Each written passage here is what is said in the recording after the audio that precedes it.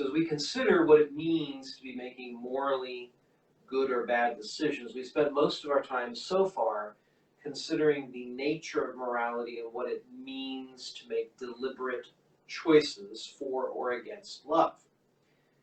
It's necessary now, though, to focus a little bit on the moral, or to consider the act itself and its various aspects. A moral act, deliberate choice for or against love, has three aspects. It's the object itself, the end or intention, and the circumstances. And often, when people are in error about morality, they are in error about one of these particular aspects. But before we continue, there's a distinction that I think we need to make. A lot of these themes do run together, but that is the distinction I want to start with is between malum and culpa. If you know your Latin or your Spanish, that's evil versus guilt. Malum versus culpa, evil versus guilt. And the reason I bring this up is many people are legitimately unculpable. There might be a better word for that. Inculpable for their sins because of ignorance or weakness, etc., or they're less culpable, shall we say. But that doesn't change the fact that the sins are sins. And I think that in our true compassion, but then weakened by our fallen human nature, we then ignore the malum, the evil, and that can't be done because of what that moral evil is. It's an offense against God. It crucifies our blessed Lord. And so I want to make this point very dramatically, and I hope this is not triggering for anyone. If it is, I apologize, but I think it's very important that I make this point as bluntly as possible. If you're driving through a neighborhood, minding the speed limit, not distracted by your phone, looking at both sides of the road, having maintained your car so that the brakes and everything are in good condition and you're not impaired by alcohol or anything else, and a child runs out in the middle of the road that you did not see and is struck by your car and dies, does the fact that you have no culpability whatsoever because you have done everything that you should be doing change the fact that the child is dead? Of course not. Now, would anyone in their right mind blame the driver? No. A reasonable person would blame a parent for not watching their child. The driver has done everything. Are you going to feel guilty? Of course you are. In fact, some of you are going to miss the point I'm trying to make right now because of how emotional that situation is. Just the idea of doing that is so horrific. But the fact is that there is a distinct difference between what you intended or how guilty you are and the evil that was done, because it was you behind the wheel. And of course, this confusion also is where a lot of people feel guilty for things that they shouldn't feel guilty for. Anyway, my point is that it's very important that we make these distinctions about moral acts. And this idea of culpability is going to come up a little bit later, too, as we talk about other things. So the first area is the moral act, the thing itself, that which is being chosen. This is actually the most straightforward of all of the things. What is it that we are choosing? There are some things which are immoral in and of themselves. It is never a moral good to abort. Even deliberate killing as killing of a non-baby is an objective moral evil. So, well, what about self-defense or war? Yes, but the choice there is not. Anyway, the point is that what's being chosen is not the killing, but the protection, and there's some nuances there, which I will have to go into when I actually nuance this sermon and write it out a little bit more. But the point is that there are things that are evil and that we should not do. We should not do drugs that harm ourselves. I mean, every time I talk about this particular subject, of the object and the act, though, it's very interesting because then, you know, morality is so complicated. You could say, well, alcohol harms you. Okay, but there's obviously a difference. Otherwise, our Lord would not have turned water into wine. There's a difference between that and cocaine. But anyway, the object and the act is the first thing. What is it that we're choosing? The reason I don't want to spend more time on that, or I'm not spending more time on that right now, is because that's actually not where I find, as a priest, as a confessor, as a sinner, that most of confusion lies. We will talk about it more, I will nuance it more, but ultimately it's the end or the intention and the circumstances which I think more people need to understand better. So the second thing is the end or the intention, and this kind of goes back to the example I was giving earlier. Many people today excuse themselves because they do not intend evil. It's so important that we disabuse ourselves of this that I had to make that point earlier about the driver in the neighborhood striking the child. Because the fact is that God has revealed what good and evil is. Well, he's revealed what good is, and evil is the deficiency of that. The problem is, for most of us, is not so much that we don't believe God, but that we don't believe Him more than ourselves. We don't trust our His revelation more than we trust our own senses and our experience. And you see this with people all the time. If you could show someone a picture of their life a number of years down the line after you've tried to convince them that a particular decision is bad, they might actually believe you. There are many things in my life that if I had known, I would not have done. I'm not talking just areas of sin. I mean, I'm talking about things like diet, right? But the point is that as humans, as weak humans, we don't believe it if it's not in front of us.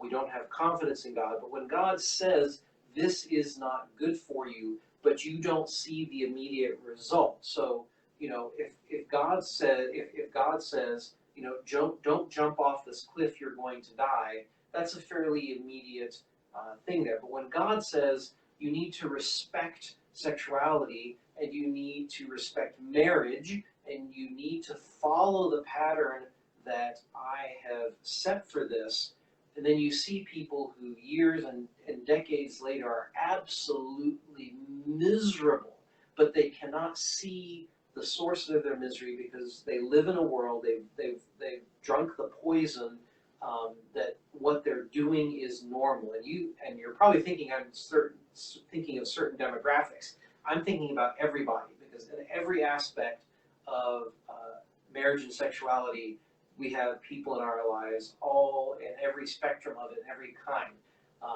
Contraception is one of the biggest ones. People don't see the evils. Divorce and attempted remarriage. They do not see the consequences of that necessarily. And then other areas as well. But the point is that God reveals what is good for us. And just because we don't see those consequences, we don't see why God says it, we don't believe it. And so this goes back to, for example, speaking of marriage and sexuality again, the idea of when parents, well-meaning parents, affirm and support a decision by a child. And again, this could be anything. It could be marrying outside the church. It could be marrying someone of the same sex. It could be attempting marriage after having been in a valid marriage, whatever it is. Whenever a parent does that, in the moment, they're seeing the emotions of their child. They're seeing their love for their child and the child response to that. But ultimately, what they don't see is what will accrue from that later down the line. And what they they don't look at the actual deep consequences. They're looking at that immediate moment consequence of how their child is going to respond to them. This is what's so important. So it's very important that we of course think about our intentions and why we're doing things, but we cannot very careful with excusing evil with a good intention. I know the word evil is very strong. It's like, Father, I'm not evil. Yes, we are all evil. Okay? Let's just make a point there very clearly. We are all evil. I don't mean like nuking whole countries evil. I don't mean cold-blooded murder evil. I'm talking about evil as a lack of good. And we all lack good. And if we don't accept that, then there's no room for conversion, as we hear in the scriptures, especially in today's reading. So, yes, we may have good intentions, but this is what's so important. A good intention can diminish the gravity of a sin, but it cannot make an evil act into a good one. It is not possible to say that what I did was not wrong because I had a good intention. If we do evil, we have done evil regardless of the intention. It goes back to that example with the driver and the child. The other area of morality is circumstances. That can lessen the gravity of a sin, but they make an evil act or into a good one. However, a evil intention can, and other circumstances can turn a good act into an evil one. So let's just look at that under both intentions and circumstances. So let's look at intentions first. So what can make a good act, what bad intention can make a good act into a bad one? One of the examples I remember from seminary, and probably it's because I'm a priest, so this is the kind of thing we think about sometimes, but someone was talking about, you put money in the collection, and that is a good thing. Let's make sure that settles in for a second. But when you take out the large bill and you put it in there and make sure that everyone is seeing you doing it, or when large donations are made to the church with fanfare, just like the Pharisee in the gospel, then the bad intention is vainglory. Now, the church still benefits, but the person doesn't benefit because what they've done is not actually almsgiving or some form of charity, but it's an act of vainglory. So the circumstances, the intention, have an effect. Another circumstance, a very simple one, and again, I don't know why this sticks out to me, and actually I know why this one sticks out to me. One of the examples a professor gave was the fact that talking with your friends is good, talking with your friends in church is not. And again, the circumstances change the morality of the action. What I'd like to end with is just a few words on consequences. The consequences of our actions are an aspect of the end or intention, but it does deserve its own category, especially given that most people, practically speaking, including most Christians who should know better, are consequentialists. That is, they value the moral goodness or evil of their actions based on the consequences. And this is a grave error. Again, a sin is a sin, no matter what consequences we might or might not be aware of, because consequentialism always neglects the one consequence that must be avoided at all costs, the loss of our souls. There's nothing worth choosing if it means offending God and losing our souls. Christ says that we shouldn't value gaining the entire world to lose. And this is why the ends don't justify the means. We cannot do a legitimately evil thing, even if we hope to achieve from it is good, because by doing the evil thing, because doing the evil thing itself has a consequence that we cannot choose, and that is the endangerment or loss of our souls. In other words, you may, save a bunch of lives, but if what you did to save those lives was evil, you have lost your soul.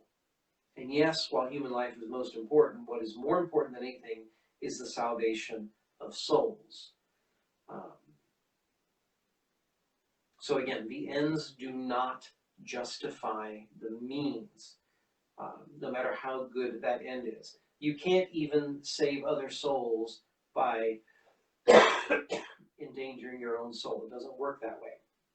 So we have to be very, very, very careful of consequentialism. We are not consequentialists. Our acts do have consequences, and if we are aware of what those consequences are, a bad consequence, and we choose them, then that also can be sinful. So I'm not saying we don't consider consequences. Again, I'll nuance this more when I write this out. I'm not saying we don't consider the consequences, but we have to have a priority, and that is that we never can commit for a good consequence. It never works that way. But we do have to consider the consequences of our actions, because when we are aware of a consequence of our actions, we are also choosing that consequence when we are choosing our act. And that's very important to consider as well. I apologize, this hasn't been the most coherent. This is the one of the series that I was least confident in and did not have a chance to prepare like I wanted to yesterday because of not getting enough. Anyway, not a pity party. The point is that I will do this again. But again, in light of this series, the scriptures, it's very important that we understand how Catholics choose, how Christians make choices, because ultimately this entire life is one big choice. It's made up of all the little choices we make, but this entire life is one big choice, and ultimately only two choices. We either choose to follow Christ or we follow the devil.